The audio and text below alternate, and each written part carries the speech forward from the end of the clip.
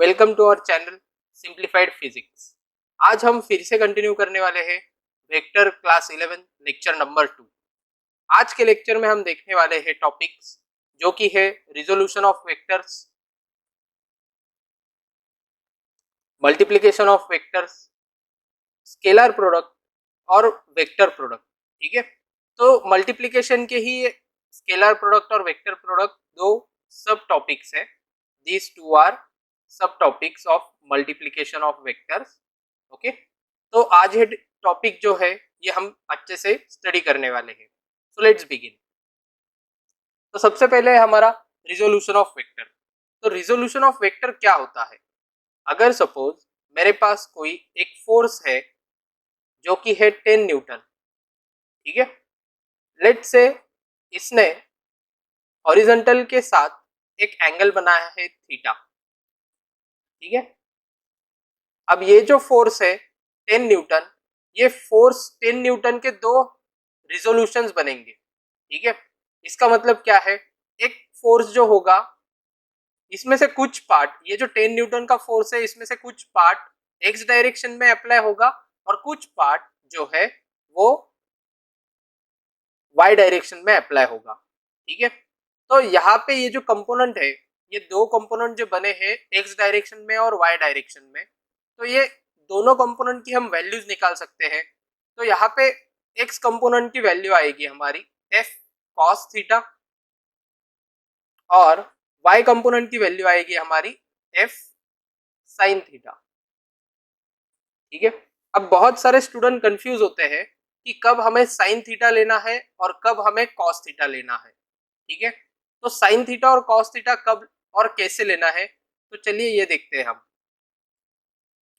देखिए, जब भी ये जो एंगल थीटा होगा जिस भी कंपोनेंट के साइड होगा वहां पे हमें लेना है कॉस थीटा, और जब भी कभी जो दूसरा बचा हुआ एंगल होगा, मतलब जो कंपोनेंट होगा, वहां पे हम लेंगे साइन थीटा। यानी कि जैसे कि सेम फोर्स है मेरे पास 10 न्यूटन का। अब ये जो 10 न्यूटन का फोर्स है, यहाँ पे मैं क्या करता हूँ, यहाँ पे मैं वाई डायरेक्शन के साथ, मतलब वाई कंपोनेंट के साथ मैं एंगल थीटा लेता हूँ। ठीक है, तो ये हो गया मेरा वाई कंपोनेंट, ये हो गया मेरा एक्स कंपोनेंट। ठीक है, तो एक्स कंपोनेंट और वाई कंपोनेंट, अब मेरा जो थीटा है, ये थीटा एंगल कौन से साइड को एडजेसेंट है? वो मेरे वर्टिकल साइड को एडजेसेंट है।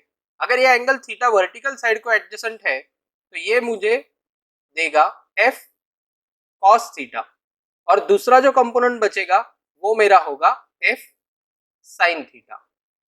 ठीक है, तो चलिए अब हम कुछ एग्जांपल्स देखते हैं।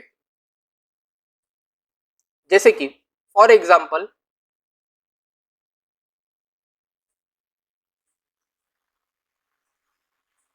सपोज यहाँ पे मेरे पास है एक कंपोनेंट जो कि है 12 न्यूटन और यहाँ पे एंगल है मेरा 30 डिग्रीज। ठीक है, अब मुझे क्या करना है? मुझे फाइंड आउट करना है ये 12 न्यूटन के हॉरिजॉन्टल और वर्टिकल कंपोनेंट। तो ऑब्वियसली ये जो फोर्स अप्लाई हो रहा है इसका एक कंपोनेंट इस साइड में आएगा जो कि होगा मेरा एफ एक्स, और एक कंपोनेंट मेरा आएगा वर्टिकल जो कि होगा एफ वाई। ठीक है, तो अब देखेंगे हम ये जो एंगल है हमारा एंगल 30 डिग्रीज, ये कौन से साइड को एडजेसेंट है? ये मेरे हॉरिजॉन्टल साइड को एडजेसेंट है। मतलब क्या? ये मेरे एक्स कंपोनेंट के एडजेसेंट है ये एंगल थीटा। तो मेरा यहाँ पे क्या आ जाएगा? यहाँ पे आ जाएगा एफ कॉस थीटा, और यहाँ पे क्या आएगा मेरा? F sine theta. ठीक है, तो हम यहाँ पे एफ एक्स और एफ वाई दोनों की वैल्यूज निकाल लेते हैं। तो F X is equal to क्या है मेरा? F cos theta. तो what will be F cos theta? देखिए एफ की वैल्यू कितनी है? एफ की वैल्यू दी है मुझे 12, और कॉस थीटा कितना है, मतलब थीटा कितना है मेरा? देखिए 30 डिग्रीज, तो it will become cos 30। So x component will be equal to 12 into cos 30. Cos 30 is root 3 by 2.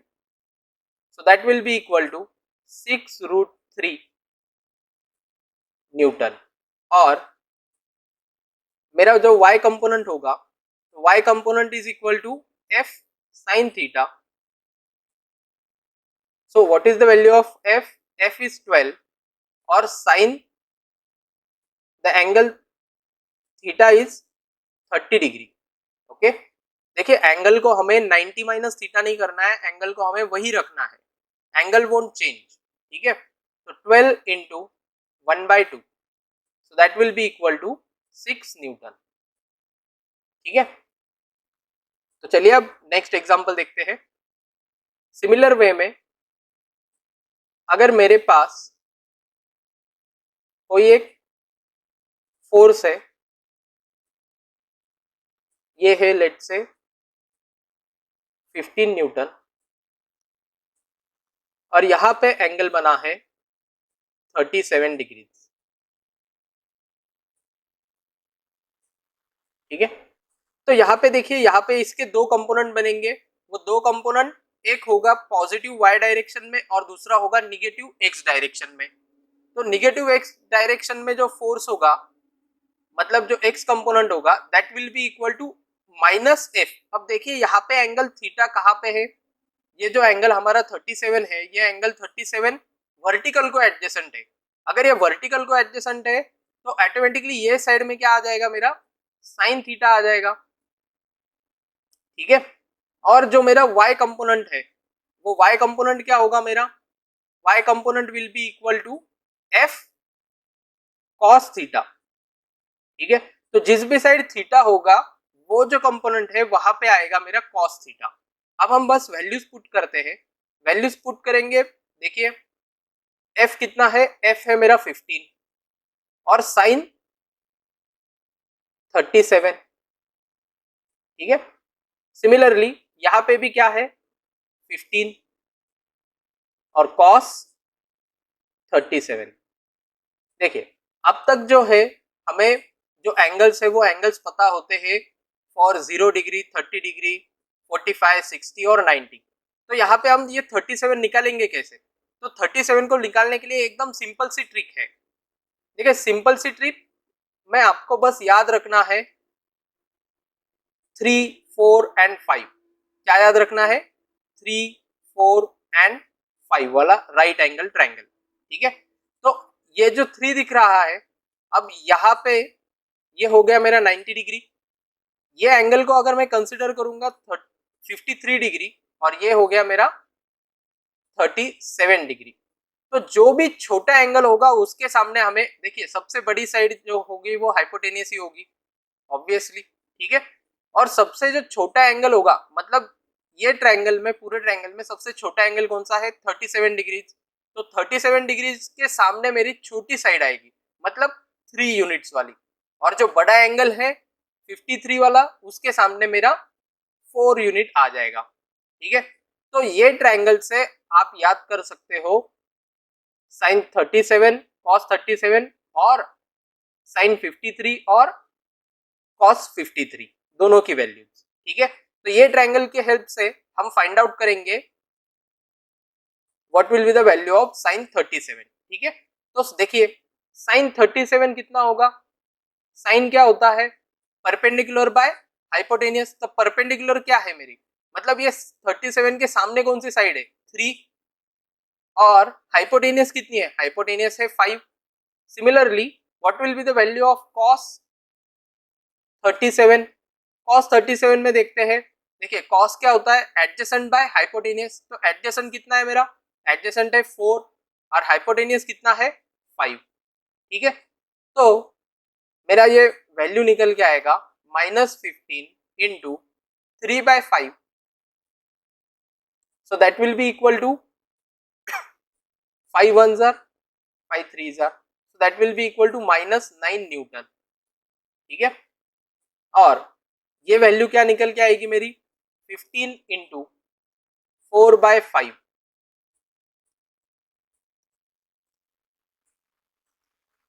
so this will be my 12 Newton. Okay, समझ में आ रही है बात? चलिए फिर एक और एग्जांपल देखते हैं।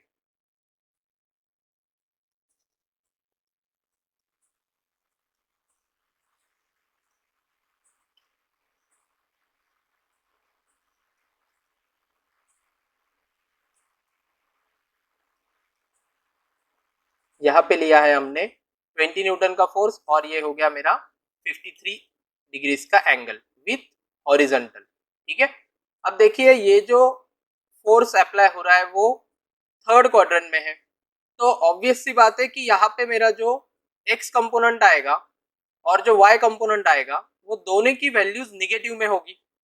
बट जैसे कि हम देख सकते हैं ये एंगल 53 जो है ये हॉरिजॉन्टल के साथ है। अगर हॉरिजॉन्टल के साथ एंगल है तो ऑटोमेटिकली क्या आ जाएगा मेरा कॉस थीटा। ठीक है, और ये जो मेरा वाई डायरेक्शन में जो कंपोनेंट है उसके साथ क्या आ जाएगा मेरा एफ साइन थीटा। ठीक है, तो -20 इंटू कॉस 53। ठीक है, तो अभी देखिए ये -20 इंटू, तो अभी देखा था हमने 3 4 5 वाला ट्रायंगल, तो 3 5 वाले ट्रायंगल में से हमें क्या समझ में आ रहा है, देखिए जो साइन 53 होगा उसकी क्या वैल्यू होगी 4/5 और जो कॉस 53 होगा उसकी वैल्यू क्या होगी 3/5। ठीक है, तो कॉस 53 की वैल्यू आएगी मेरी 3/5। ओके, तो ये आएगा -4 into 3, that will be equal to -12 newton. Similarly ये केस में एफ कितना है अपना 20 और साइन 53 की वैल्यू कितनी आएगी मेरी 4/5।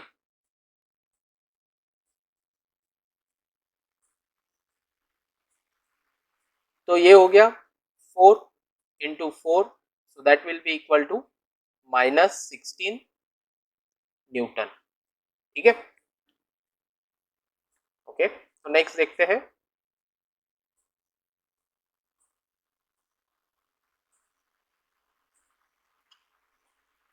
अगर सपोज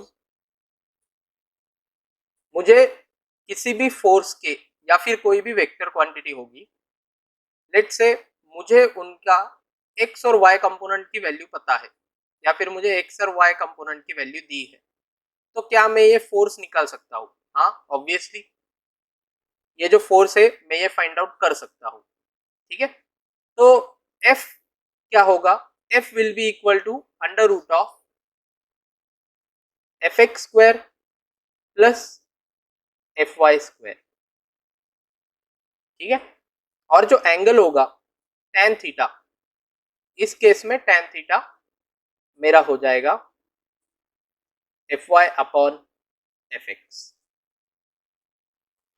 तो ये बात हो गई हमारी पूरी रिजोल्यूशन ऑफ वेक्टर की। आई होप कि आपको ये समझ में आया होगा। तो देखते हैं नेक्स्ट टॉपिक जो कि है स्केलर प्रोडक्ट। ठीक है, तो स्केलर प्रोडक्ट और क्रॉस प्रोडक्ट, मतलब स्केलर प्रोडक्ट और वेक्टर प्रोडक्ट, ये हमें कब यूज करना है? ठीक है, तो जब कभी दो वेक्टर को हम मल्टीप्लाई कर रहे हैं, दोनों वेक्टर को हम क्या कर रहे हैं मल्टीप्लाई, तो जब दो वेक्टर को हम मल्टीप्लाई करेंगे और हमारा आंसर आएगा स्केलर, जब दो वेक्टर को मल्टीप्लाई करेंगे और आंसर आएगा स्केलर, तो वो केस में हमें कंसिडर करना है उसे स्केलर प्रोडक्ट। तब क्या कंसिडर करेंगे हम स्केलर प्रोडक्ट, और ये कब करना है व्हेन टू वेक्टर्स, मतलब मैंने क्या किया दो वेक्टर को मल्टीप्लाई किया और मुझे जो आंसर है वो आंसर में मुझे क्या मिल रहा है, आंसर में मुझे मिल रहा है एक स्केलर क्वांटिटी, तो उसको क्या कहूंगा मैं, उसको कहूंगा मैं स्केलर प्रोडक्ट या फिर डॉट प्रोडक्ट। ठीक है, स्केलर प्रोडक्ट को ही क्या कहते हैं डॉट प्रोडक्ट कहते हैं। ठीक है, तो देखते हैं स्केलर प्रोडक्ट और डॉट प्रोडक्ट में क्या डिफरेंस है, उनके कुछ एग्जांपल से हम समझ लेंगे। ठीक है, तो स्केलर प्रोडक्ट का जो फॉर्मूला होता है which is a dot B is equal to mod of a mod of b cos theta.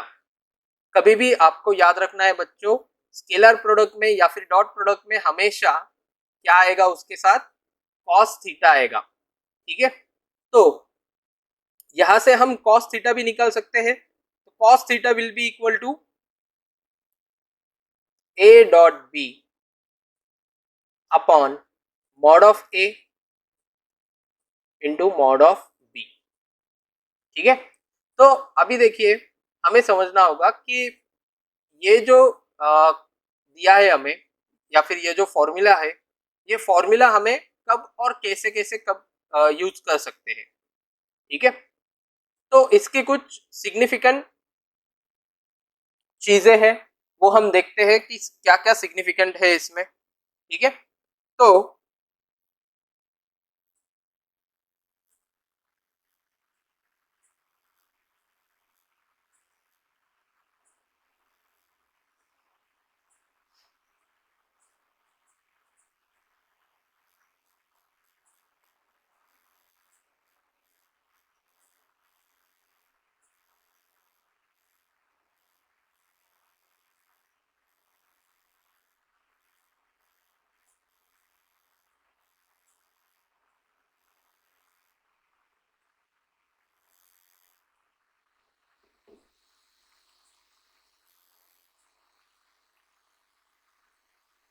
जो सिग्निफिकेंट पॉइंट्स है, या फिर हम कह सकते हैं उन्हें इंपॉर्टेंट पॉइंट्स, तो इंपॉर्टेंट पॉइंट्स क्या क्या है, ठीक है,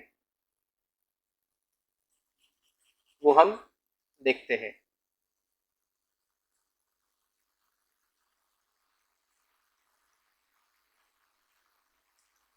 तो जो इंपॉर्टेंट पॉइंट्स है, जैसे कि फॉर एग्जांपल सबसे पहले कंसिडर करते हैं हम, देखिए अभी जो डॉट प्रोडक्ट होगा उसमें हमें कई बार ये दिखने को मिलेगा आई डॉट आई। ठीक है, तो आई डॉट आई क्या होगा, देखते हैं।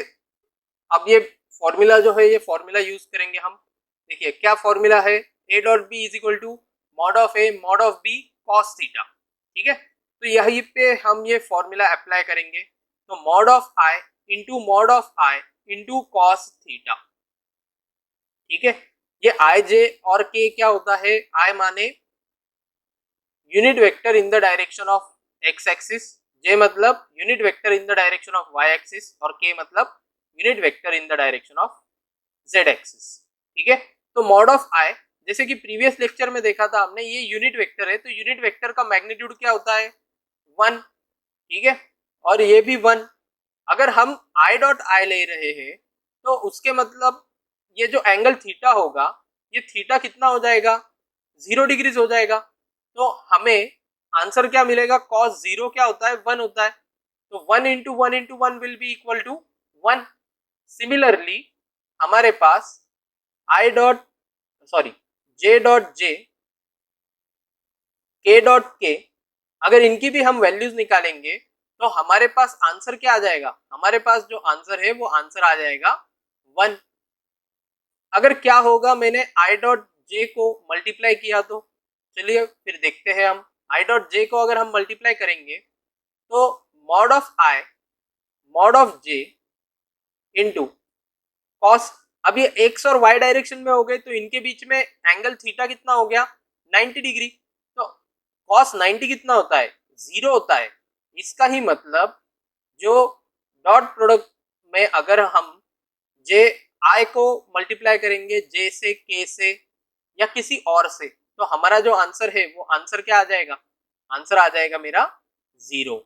ठीक है, तो जे डॉट के भी कितना हो जाएगा मेरा 0, क्योंकि उन दोनों के बीच में एंगल कितना है, 90 डिग्रीज है। ठीक है, फिर उसके बाद आएगा मेरा के डॉट आई, के डॉट आई कितना होगा मेरा, अगेन 0।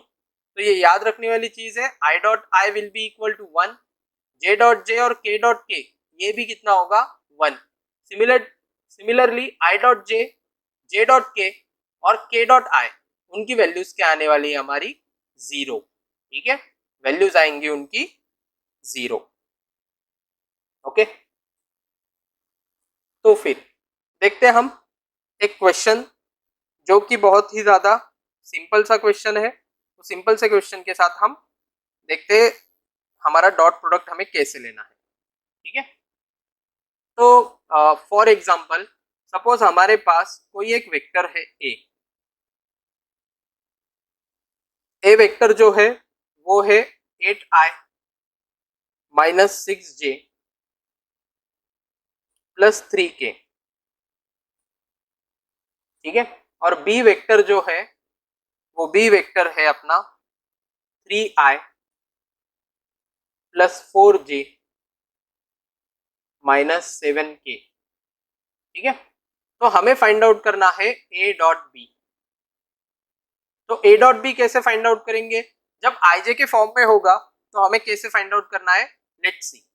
तो 8i पहले हम ए को लिखेंगे, फिर उसके बाद हम लिखेंगे बी को, ठीक है। Dot 3i plus 4j minus 7k।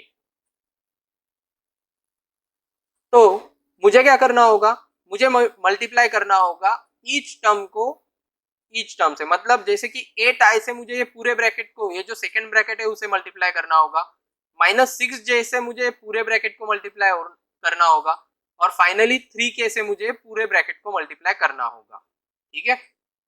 तो 8i multiplied by 3i plus 4j minus 7k, ठीक है। अब मैंने 8i से मल्टीप्लाई कर दिया ये ब्रैकेट को, अब मेरा नेक्स्ट टर्म है माइनस 6j, ठीक है। तो माइनस 6j को कैसे मल्टीप्लाई करूंगा, 3i plus 4j minus 7k, ठीक है। और लास्टली बचा क्या है अभी, 3k। तो 3k को भी मैं मल्टीप्लाई कर दूंगा 3i plus 4j minus 7k, ठीक है। तो देखो सबसे पहले ये जो मेरे कोइफिशिएंट्स है i और j के, उनका मल्टीप्लिकेशन होगा, वो कितना आएगा, 8 into 3 will be equal to 24, ठीक है।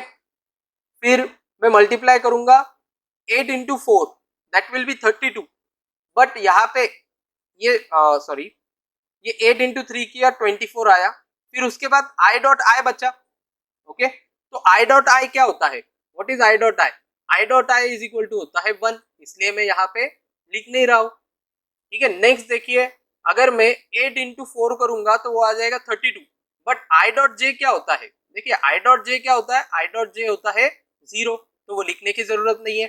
सिमिलरली 8 इंटू 7, ठीक है, बट यहाँ पे क्या है मेरे पास i डॉट के, तो i डॉट के भी क्या आएगा, k डॉट आई और i डॉट के दोनों भी सेम ही होते हैं, तो उसका आंसर क्या आएगा 0। तो मुझे बस यहाँ पे याद रखने वाली चीज है कि i को बस i से मल्टीप्लाई करो, j को बस j से, और k को बस k से ही मल्टीप्लाई करो, क्योंकि बाकी जो आंसर्स आने वाले हैं उनका आंसर 0 हो जाएगा।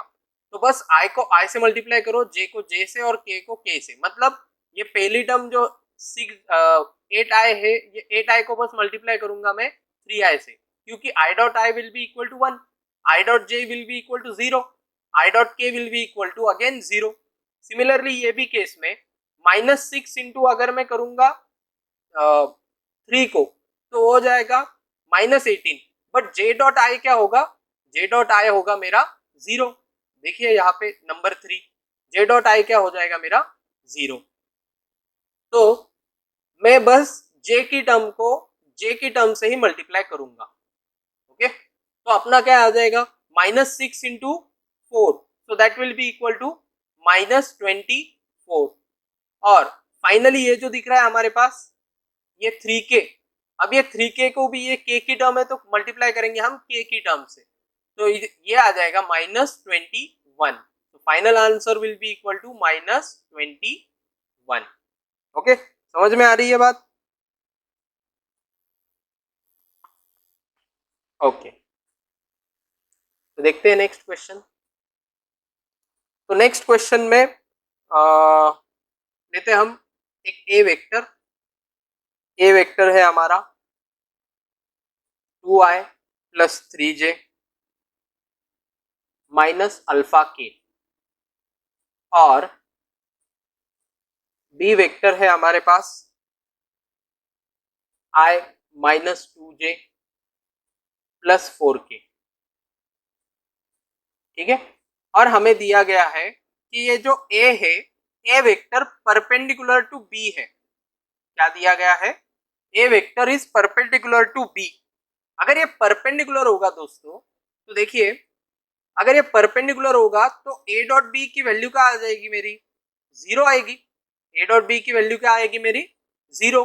तो मुझे क्या करना है, बस इन दोनों को मल्टीप्लाई करना है और इक्वेट करना है जीरो से। तो देखिए कैसे करेंगे हम, 2i plus 3j minus alpha K multiplied by i minus 2j plus 4k equals to zero. अब क्या करना है हमें, बस i की टर्म को i से मल्टीप्लाई करना है, मतलब 2i into i, so that will be equal to 2, और j की टर्म j से, मतलब 3j into minus 2j, so that will be equal to minus 6, और माइनस अल्फा के को 4k से अगर मल्टीप्लाई कर दूंगा तो मेरा आंसर क्या आ जाएगा, minus 4 into alpha, that will be equal to zero. So I will have minus 4 alpha equal to 0। ठीक है, तो आगे आएगा अपने पास 4 इक्वल टू माइनस 4 अल्फा, मतलब अल्फा इक्वल्स टू माइनस 1। तो अल्फा की वैल्यू क्या आ रही है हमारे पास, अल्फा की वैल्यू आ रही है माइनस 1। ओके, तो देखते हैं नेक्स्ट क्वेश्चन। तो नेक्स्ट क्वेश्चन में हमें क्या दिख रहा है, नेक्स्ट क्वेश्चन में हमें बताया गया है कि prove that vector A 2i minus 3j plus K and i plus j plus K are mutually perpendicular. तो देखिए म्यूचुअली परपेंडिकुलर कब होगा, म्यूचुअली परपेंडिकुलर तभी होगा जब a डॉट b की वैल्यू क्या आएगी हमारी, जीरो। तो a डॉट b की वैल्यू हम निकाल सकते हैं, ऑब्वियसली निकाल सकते हैं। अगर a डॉट b की वैल्यू आ गई जीरो, तो इसका मतलब क्या है, ये जो दो वेक्टर्स है a और ये वेक्टर b, ये दोनों वेक्टर कैसे होंगे एक दूसरे के साथ, म्यूचुअली परपेंडिकुलर होंगे। ठीक है, तो देखते हैं कैसे लेंगे हम। Again 2i minus 3j plus K multiplied by i plus j plus K.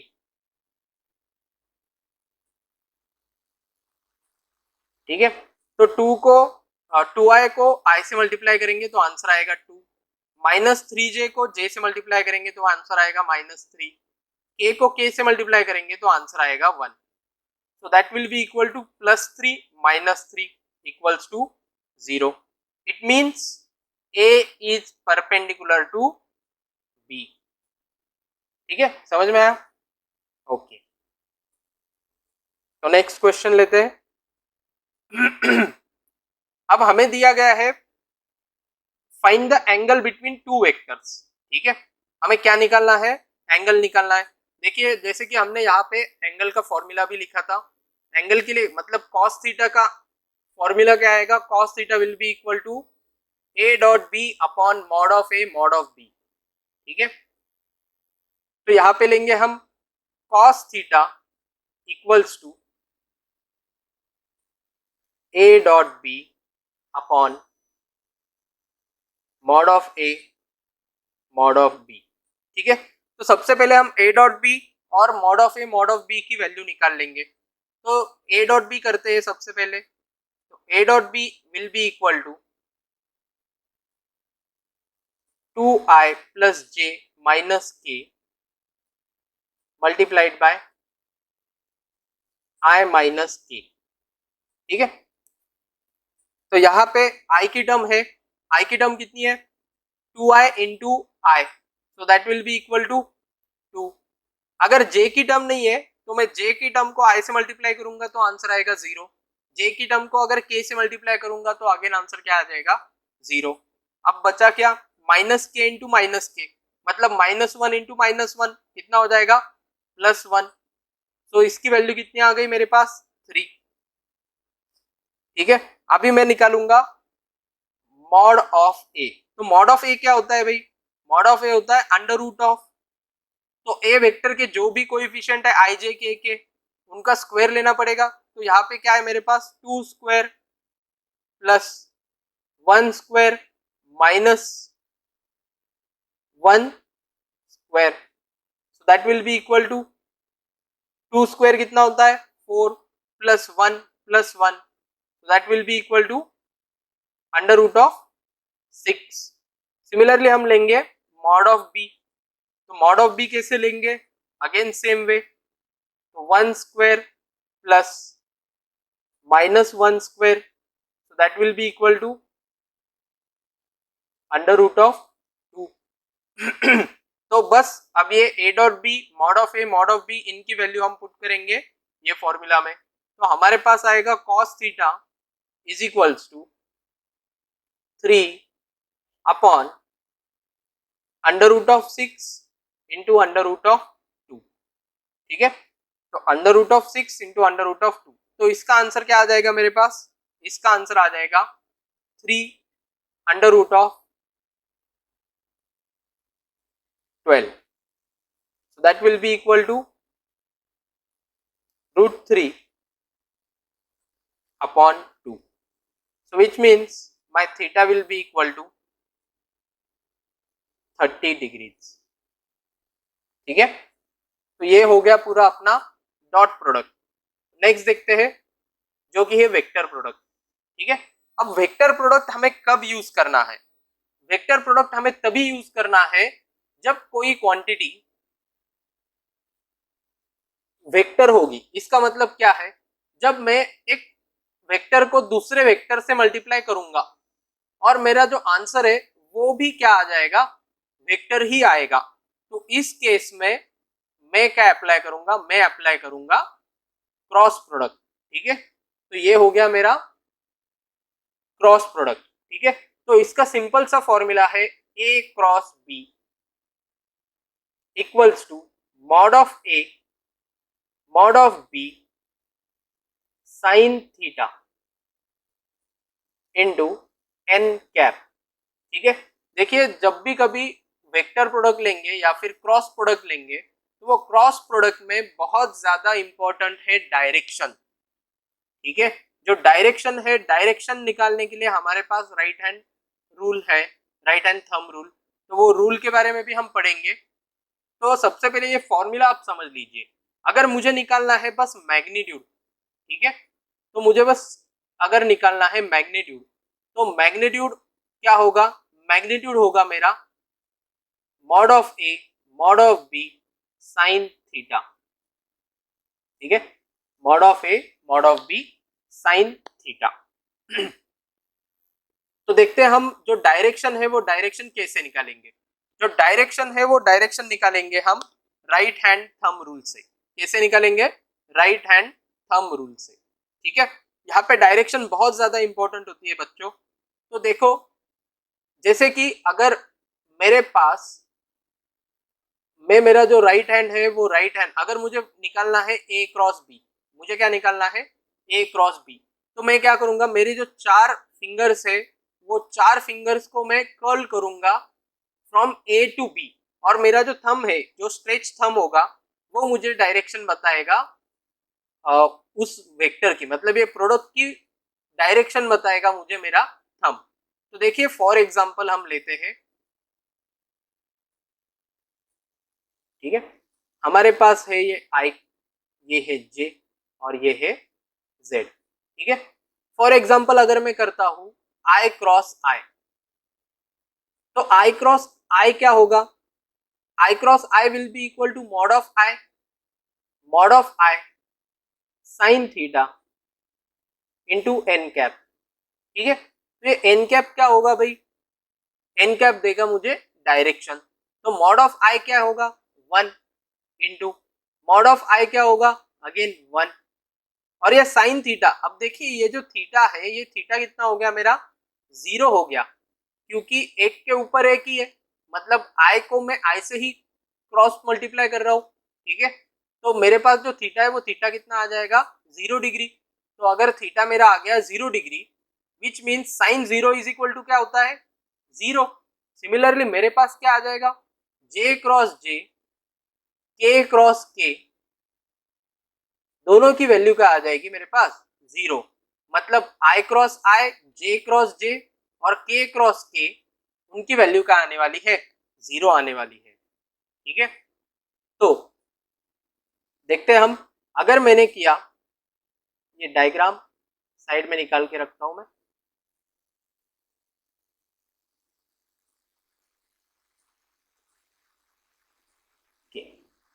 ठीक है, तो अगर मैं करता हूं I क्रॉस J, ठीक है, तो I क्रॉस J क्या होगा, I cross J will be equal to mod of I mod of J sine theta into N cap. ठीक है, अब देखिए मॉड ऑफ I कितना होता है 1, मॉड ऑफ J कितना होगा 1, और यहाँ पे साइन कितना है, इन दोनों के बीच में देखिए ये दोनों के बीच में एंगल कितना है 90 डिग्री, तो साइन 90 कितना होता है 1 होता है। बट यहाँ पे क्या इंपॉर्टेंट है, डायरेक्शन भी इंपॉर्टेंट है। अब देखते हैं, हमें राइट हैंड थंब रूल से निकालना है इसका डायरेक्शन। ठीक है, तो हमारे जो फिंगर्स है हमें कर्ल करने हैं फ्रॉम I टू J। कैसे कर्ल करने हैं, I टू J। अगर हम I टू J कर रहे हैं, ठीक है, तो I टू J अगर करेंगे तो मेरा जो थंब है वो थंब कौन से डायरेक्शन में आया, पॉजिटिव K के डायरेक्शन में आया। इसका मतलब क्या है, I क्रॉस J कितना हो गया मेरा K cap, I cross J कितना हो गया K कैप। ठीक है, यहाँ पे डायरेक्शन जो साइन है वो बहुत ज्यादा इंपॉर्टेंट है। ओके, तो नेक्स्ट देखते हैं हम J cross I, sorry J cross K।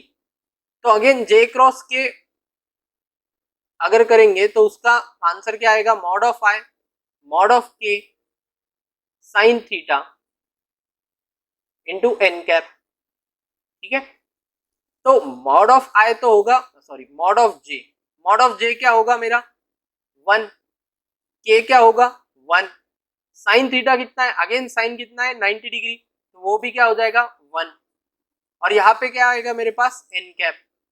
तो अगर अगेन मैं J टू K मेरे फिंगर्स को अगर मैं कर्ल करूंगा, तो मेरे फिंगर्स को जैसे मैं कर्ल करूंगा फ्रॉम J डायरेक्शन, मतलब Y टू Z डायरेक्शन, ऐसे मैं कर्ल करूंगा तो मुझे क्या मिलेगा, मुझे मिलेगा ये unit vector in the direction of I cap, मतलब X डायरेक्शन में मिलेगा। ठीक है, तो J क्रॉस K क्या आया मेरा I। लास्टली देखते हैं हम, अगर मैंने किया K क्रॉस I, ठीक है, तो अगेन सेम कहानी, बट यहाँ पे मुझे डायरेक्शन निकालना होगा, तो K टू I करूंगा मैं, K टू I। अगर मेरे फिंगर्स को मुझे कहाँ से कहाँ कर्ल करना है, स्टार्टिंग फ्रॉम K और एंड कहाँ तक करना है, I तक करना है। ठीक है, तो K से स्टार्ट किया और I को किया, I तक लेके गया मैं कर्ल करके, तो मेरा जो थंब है, जो स्ट्रेच थंब होगा वो कौन से डायरेक्शन में होगा, वो पॉजिटिव Y डायरेक्शन में होगा। तो पॉजिटिव Y डायरेक्शन में कौन सा रहेगा, पॉजिटिव Y डायरेक्शन में है मेरा J कैप। ठीक है, तो समझ में आई बात। अगर मैं I क्रॉस J करूंगा तो मुझे आएगा K cap, J cross K करूंगा तो आएगा I कैप, और K क्रॉस I करूंगा तो मुझे आएगा J कैप। ठीक है,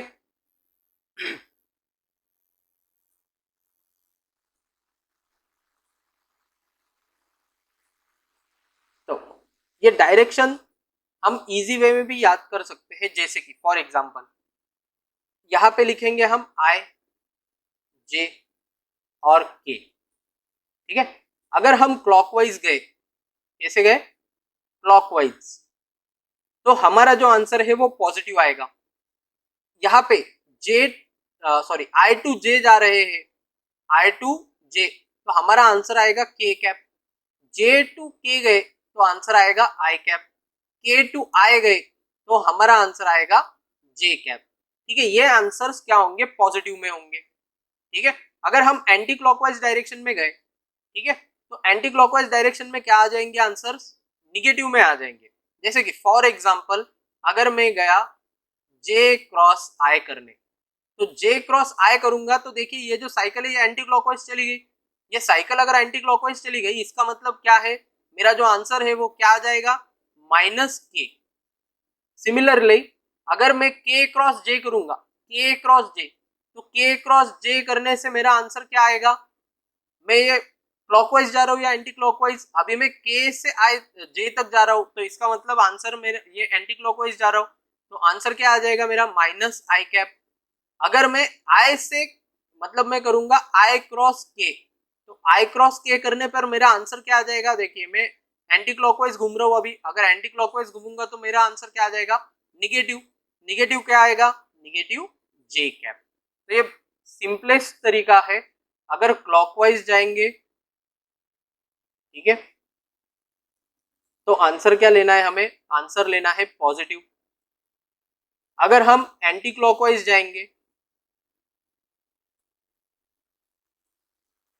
तो आंसर क्या आएगा हमारा निगेटिव, ठीक है।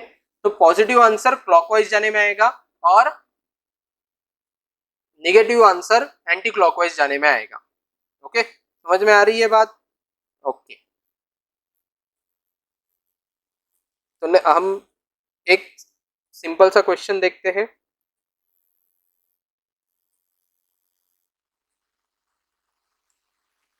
Suppose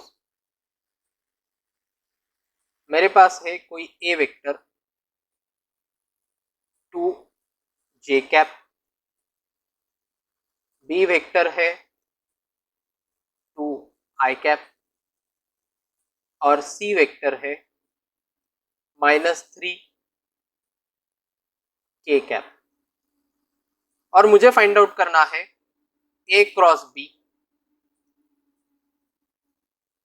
B cross C, C cross A, ठीक है। ये मुझे सबसे पहले क्या करना है, ये तीन मुझे फाइंड आउट करने हैं। तो चलिए देखते हैं हम ए क्रॉस बी को हम कैसे फाइंड आउट करेंगे। तो ए क्रॉस बी, देखिए ए की वैल्यू कितनी है 2j, क्रॉस करना है मुझे बी के साथ, बी की वैल्यू कितनी है, बी की वैल्यू है 2i। तो सबसे पहले एज यूजुअल हमें क्या करना है, हमें करना है ये जो कोएफिशिएंट्स है जे और आई के, उन दोनों को मल्टीप्लाई करना है। तो इन दोनों का सबसे पहले मैं मल्टीप्लाई कर लूंगा, तो 2 into two will be equal to 4। But देखिए यहाँ पे j क्रॉस आई भी है, क्या है j क्रॉस आई, अगर j क्रॉस आई करूंगा तो it will be anticlockwise direction. इसका मतलब मेरा आंसर क्या आ जाएगा माइनस के, क्या आंसर आएगा मेरा माइनस के। सिमिलरली अगर मैं करूंगा b क्रॉस c, ठीक है, तो b कितना है, b है मेरा 2i, c कितना है मेरा -3k। तो सबसे पहले इन दोनों की मल्टीप्लिकेशन करना है कोएफिशिएंट्स की, तो कोएफिशिएंट की मल्टीप्लिकेशन करने के बाद क्या आएगा मेरे पास -6, ठीक है। और ये मैंने अब मल्टीप्लिकेशन करना पड़ेगा मुझे i और k को। अगर मैं i क्रॉस k करूंगा तो again it will be anticlockwise direction, तो एंटी क्लॉकवाइज डायरेक्शन हो गई, मतलब इसका आंसर क्या आ जाएगा -j कैप। तो final answer will be equal to minus into minus will be plus, तो answer will be equal to +6j, ठीक है। फाइनली करते हैं c क्रॉस a, तो c क्रॉस a, देखिए c क्या है मेरा -3k क्रॉस a क्या है, a है मेरा 2j, ठीक है। तो देखिए अभी -3 इंटू -2 कितना आएगा -6, और k क्रॉस j क्या है, k क्रॉस j मेरा अगेन एंटी क्लॉकवाइज हो गया या क्लॉकवाइज हो गया, एंटी क्लॉकवाइज हो गया, तो एंटी क्लॉकवाइज रहेगा तो मेरा आंसर क्या आएगा -i, तो that will be equal to +6i, ठीक है। समझ में आई बात? अगर ये छोटे छोटे रहेंगे, मतलब जैसे कि यहाँ पे बस एक ही वेरिएबल है, तो ये वेरिएबल को निकालना मतलब इस मेथड से बहुत ही ज्यादा इजी होता है। तो नेक्स्ट क्वेश्चन में देखते हैं हम कि जो वेक्टर होता है, ठीक है, अब ये क्वेश्चन में बताया गया, मतलब पूछा गया है find a unit vector perpendicular to A and B both. अब हमें क्या निकालना है, हमें निकालना है एक यूनिट वेक्टर। किसको निकालना है बच्चों, यूनिट वेक्टर को निकालना है। अब ये यूनिट वेक्टर जो है, ये यूनिट वेक्टर क्या है, इन दोनों वेक्टर्स को परपेंडिकुलर है। अब ये केस कौन सी है, क्लियरली ये जो केस है हमारी, ये है क्रॉस प्रोडक्ट की, ठीक है, या फिर हम बोल सकते हैं उसे क्या वेक्टर प्रोडक्ट की केस है, ठीक है, जो वेक्टर प्रोडक्ट्स होंगे उसको हमें निकालना है। ओके, तो देखिए सबसे पहले हमें क्या दिया है, हमें दिया है ए की वैल्यू कितनी है 2i प्लस 3j प्लस के, और बी की वैल्यू कितनी दी है हमें i minus J plus K. ठीक है, हमें निकालना है इसका, इन दोनों का जो है यूनिट वेक्टर। ठीक है, तो देखिए सबसे पहले हमें कोई सी वेक्टर मान लेते हैं जो कि इन दोनों का परपेंडिकुलर होगा। तो कोई भी जो वेक्टर होता है वो वेक्टर क्या होता है, vector comprises of two things, उसका मैग्नीट्यूड और उसका डायरेक्शन। तो सबसे पहले हमें क्या करना पड़ेगा, हमें ये सी का मैग्नीट्यूड निकालना पड़ेगा। क्या निकालना पड़ेगा, सी का मैग्नीट्यूड। अब सी का मैग्नीट्यूड भाई कैसे निकालेंगे, सी का मैग्नीट्यूड हम निकालेंगे सी को फाइंड आउट करके, मतलब ये सी वेक्टर को फाइंड आउट करना पड़ेगा, उससे हम मैग्नीट्यूड निकाल सकते हैं। और ये जो कैप मतलब यूनिट वेक्टर है वो हमें फाइंड आउट करना है। तो हमारा क्वेश्चन क्या है, C cap equals to question mark. ठीक है, समझ में आ रही है बात। तो C cap will be equal to क्या, C vector upon mod of C. तो सी वेक्टर कैसे निकालेंगे, सी वेक्टर हम इजीली निकाल सकते हैं। देखिए सी वेक्टर क्या है, सी वेक्टर दूसरा कुछ नहीं मतलब ए और बी का क्रॉस प्रोडक्ट लेना है। अब यहाँ पे देखिए ये जो क्वेश्चन है, ये क्वेश्चन में हमें जो वैल्यूज दी गई है मतलब ए और बी की, वो थोड़ी लंबी है मतलब बड़ी है। ठीक है, तो उसके लिए हमें यूज करना पड़ेगा डिटरमिनेंट मेथड। कौन सी मेथड, डिटरमिनेंट मेथड। ठीक है, तो डिटरमिनेंट मेथड जो है वो देखते हैं वो क्या है। तो C vector is equal to क्या है, ए क्रॉस बी। तो देखते हैं अगर 3 कोएफिशिएंट्स है तो मतलब 3 वेरिएबल है तो हमें 3/3 का मैट्रिक्स लेना है। ठीक है, या फिर डिटरमिनेंट निकालना है 3/3 का। तो सबसे पहले रो में आएगा हमारे पास आई जे और के। उसके बाद में देखना है हमें, हम cross product A cross B ले रहे, बी क्रॉस ए नहीं ले रहे। तो जो भी पहला टर्म होगा उसके कोएफिशिएंट विथ साइन हमें सेकेंड रो में पुट करने हैं। So that is 2, 3 and 1। Similarly जो बी है, बी के भी कोएफिशिएंट्स आई जे और के कोएफिशिएंट विथ साइन हमें पुट करने हैं। सो दैट विल बी 1, -1 और 1। ठीक है, तो हमें इसका डिटरमिनेंट निकालना है। तो डिटरमिनेंट कैसे निकालेंगे, डिटरमिनेंट हमें देखिए सबसे पहले क्या करना है, ये रो और ये कॉलम, ये कॉलम इनको छोड़ देना है और ये 2/2 मैट्रिक्स बचा, तो इन दोनों का पहले मल्टीप्लिकेशन करेंगे और उससे सब्ट्रैक्ट करेंगे ये दोनों का मल्टीप्लिकेशन करके।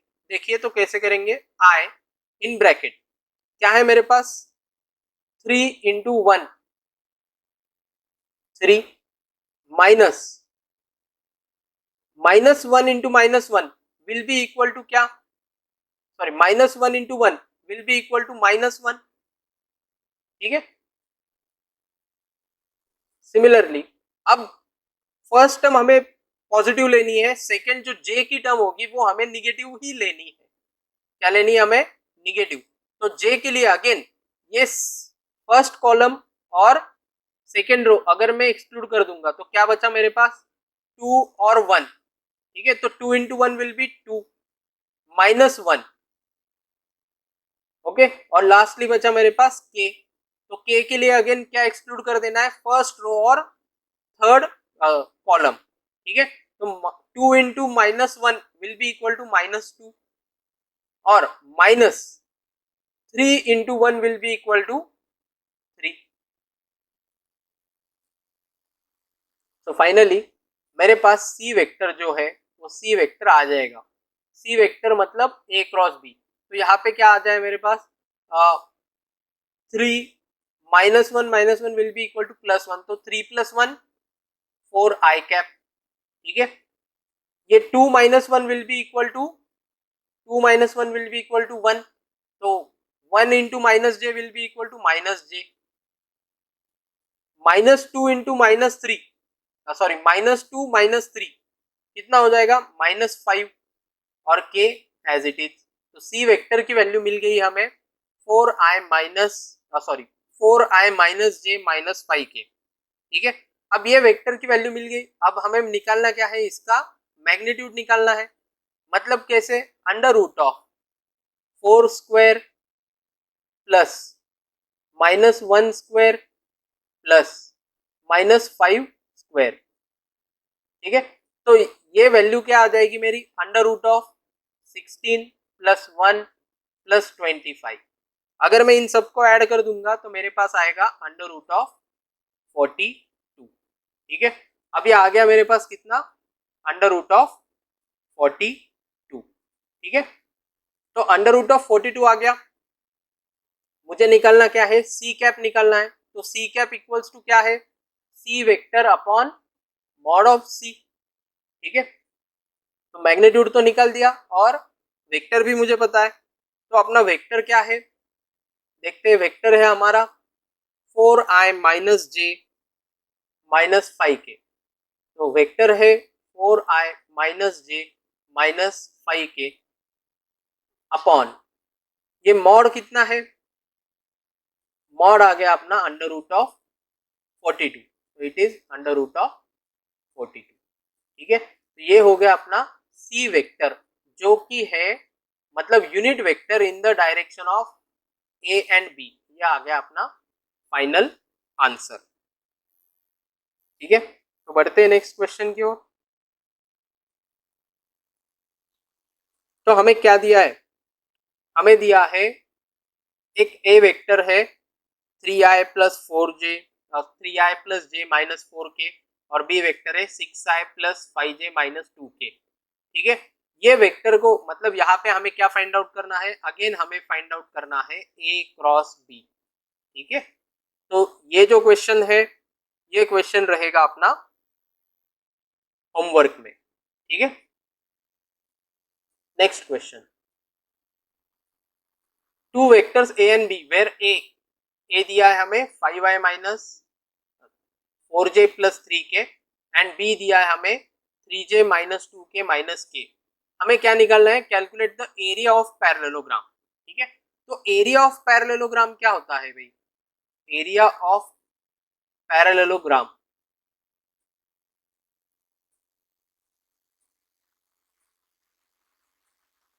तो एरिया ऑफ पैरेललोग्राम होता है mod of A cross B. ठीक है, तो सबसे पहले क्या करना है, सबसे पहले तुम्हें फाइंड आउट करना पड़ेगा बच्चों ए क्रॉस बी। ठीक है, ए क्रॉस बी कैसे फाइंड आउट करेंगे, जैसे कि ये तीन तीन टर्म्स दिख रही है, तो हमें क्या करना पड़ेगा, आई जे और के, इनका डिटर्मिनेंट लेना पड़ेगा। तो ए क्रॉस बी माने सबसे पहले ए वेक्टर के जितने भी कोएफिशिएंट्स है आई जे के वो पुट करेंगे, विच विल बी 5 माइनस 4 3, और बी के 3 माइनस 2 माइनस 1। तो इनका हमें क्या निकालना है, सबसे पहले डिटर्मिनेंट निकालना है। तो डिटर्मिनेंट क्या आएगा, देखिए, तो माइनस आई लिया मैंने सबसे पहले, तो फर्स्ट रो फर्स्ट कॉलम को एक्सक्लूड कर दूंगा। फिर उसके बाद बचे क्या, ये 2/2 बचा, तो -4 ये दोनों को पहले मल्टीप्लाई करूंगा। तो -4 इंटू -1 कितना हो गया, +4। फिर माइनस ये 3 इंटू -2 को मल्टीप्लाई करूंगा तो कितना आ जाएगा, -6। ठीक है, अब ये हो गया आई का। अब निकालेंगे जे का, बट जे के निकालने के लिए सबसे पहले क्या पुट करना है, -j पुट करना है। फिर उसके बाद हमें ये सॉल्व करना है। तो अगेन जे के लिए फर्स्ट रो गायब, और सेकंड कॉलम क्या बचा, 5 3 3 -1। तो 5 और -1 को मल्टीप्लाई करूंगा तो आंसर क्या आएगा, -5। फिर से बीच में माइनस साइन, 3 इंटू 3 कितना हो गया, 9। अब बचा कौन है, के की टर्म बची है, तो प्लस के। तो again first row and third column गायब, क्या बचा, 5 माइनस 4 3 माइनस 2। तो 5 इंटू -2 कितना आएगा, सबसे पहले ये करना पड़ेगा। 5 इंटू -2 इज -10, ठीक है। और -4 इंटू 3 कितना, -4 इंटू 3 -12, ठीक है। तो अब ये सॉल्व करते हैं, क्या आएगा अपने पास, 4 माइनस माइनस क्या हो गया प्लस, तो 4 + 6 10 आए, ठीक है। फिर उसके बाद क्या बचा है अपने पास, अब ये देखिए जे की टर्म, जे में सबसे पहले माइनस साइन है यहाँ पे बाहर, तो -j, ठीक है। और ब्रैकेट में क्या है, ब्रैकेट में रहेगा मेरे पास -5 -9 कितना होगा, -14, ठीक है, प्लस k, ब्रैकेट में क्या बचा है, -10 और +12 कितना हो जाएगा, +2। तो यहाँ पे आएगा फाइनली अपना जो वेक्टर है, मतलब a क्रॉस b जो है वो आएगा 10i plus 14j plus 2k, ठीक है। तो क्या हमें बस a क्रॉस b निकाल के छोड़ देना है आंसर को, नहीं, हमें निकालना है area of parallelogram. Area of parallelogram क्या होता है, magnitude of a cross b। अब a क्रॉस b तो पता चल गया, a क्रॉस b तो हमें पता चल गया, तो a क्रॉस b पता है, तो हम कैसे निकालेंगे मैग्नीट्यूड। तो मैग्नीट्यूड कैसे निकालते हैं बच्चों, मैग्नीट्यूड निकालेंगे हम अंडर रूट में एक्स वाई और जेड के जो कोएफिशिएंट है उनका स्क्वायर के एडिशन करके। तो x का कोएफिशिएंट मतलब i का कोएफिशिएंट क्या है 10, j का 14 और k का 2, तो आएगा हमारे पास 10 square plus 14 square plus 2 square, ठीक है। तो 14 का स्क्वायर कितना होता है 196, 10 का 100, 100 प्लस 196 प्लस 2, सॉरी 2 का स्क्वायर 4, तो कितना आ जाएगा अंडर रूट ऑफ 300। तो अंडर रूट ऑफ 300 मतलब 10√3, ठीक है। यह आ जाएगा अपना जो एरिया है पैरेललोग्राम का वो, ठीक है। इसी के साथ बच्चों ये जो चैप्टर है ये चैप्टर खत्म होता है। बहुत ही सिंपल बट बहुत ही ज्यादा इंपॉर्टेंट चैप्टर है। नेक्स्ट लेक्चर में हम इसके और कुछ जो एग्जांपल्स है वो बहुत सारे एग्जांपल्स देखेंगे। तो ये लेक्चर को अच्छे से आपको देखना है, अच्छे से आपको नोट्स बनाने हैं इनके, और please like share and subscribe the channel. Thanks for watching.